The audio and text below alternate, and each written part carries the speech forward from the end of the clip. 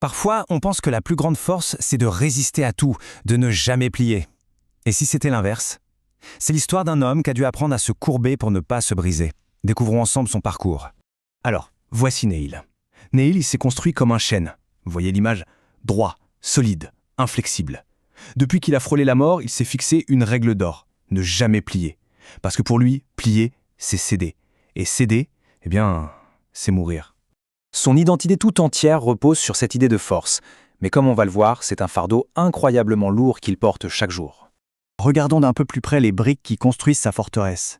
Chacune est une victoire, bien sûr, une preuve de sa solidité.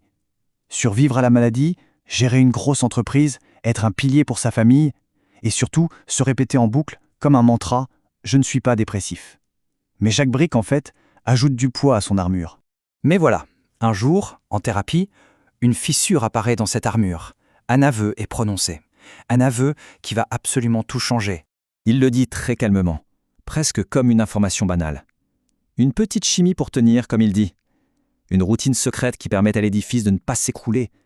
Mais derrière ces mots tout simples se cache le véritable poids de sa lutte. Et puis, le mot est lâché. Dépendant. Un mot qui pour Neil pèse une tonne. Il lui tombe dessus et fracasse l'image du chêne indestructible. C'est un mot qui porte en lui toute une mythologie de l'échec, de la faiblesse, de la chute. Et c'est là qu'on saisit sa logique interne, une logique aussi simple qu'implacable. Pour Neil, l'équation est terrifiante. Être dépendant, c'est être faible. La faiblesse, ça expose au danger. Et le danger ultime, c'est la mort. Il n'y a pas la moindre place pour la nuance. Pour échapper à ce danger qu'il voit comme mortel, Neil n'a adopté qu'une seule et unique stratégie, le combat permanent. Sa thérapeute le pousse un peu dans ses retranchements. Un peu? Et la réponse de Neil révèle tout, complètement, je crois. Il est en guerre constante. Pas contre un ennemi extérieur, non. Contre une partie de lui-même. Et c'est ça qui illustre le grand paradoxe. Il dépense une énergie colossale pour une seule chose, ne pas avoir l'air faible. Mais c'est précisément ce combat qu'il vide de toutes ses forces. La lutte pour ne pas tomber est la chose même qui le fait vaciller. Mais face à ce paradoxe épuisant, il existe une autre sagesse, une sagesse ancienne, incarnée par une fable que l'on connaît tous par cœur. Le chêne, c'est Neil, fier, résistant, il refuse de céder d'un pouce. Le roseau à côté, il a l'air si fragile. Mais lui, il accepte le vent, il danse avec la tempête. Et quand l'orage passe, le chêne est brisé, mais le roseau, lui, il est toujours là, vivant. Je plie et ne romps pas. C'est la morale de l'histoire. La véritable survie n'est pas dans la rigidité, mais bien dans la capacité à s'adapter, à plier. C'est une redéfinition complète de la force. Ce qui nous amène à une nouvelle définition du courage.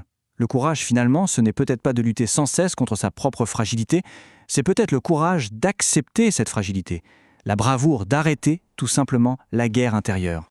Accepter de plier, ce n'est pas abandonner. C'est oser enlever l'armure et se montrer tel que l'on est vraiment. La chercheuse Brené Brown l'explique parfaitement.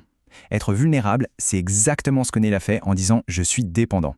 Il s'est montré, sans aucune garantie sur la réaction, sans contrôler l'issue.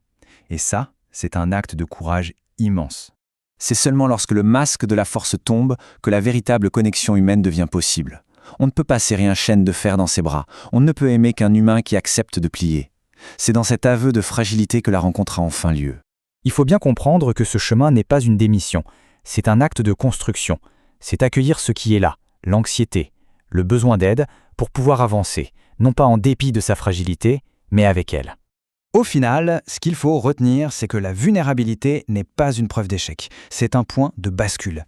Le moment où la quête épuisante de la perfection cède la place à la liberté d'être simplement et authentiquement soi-même.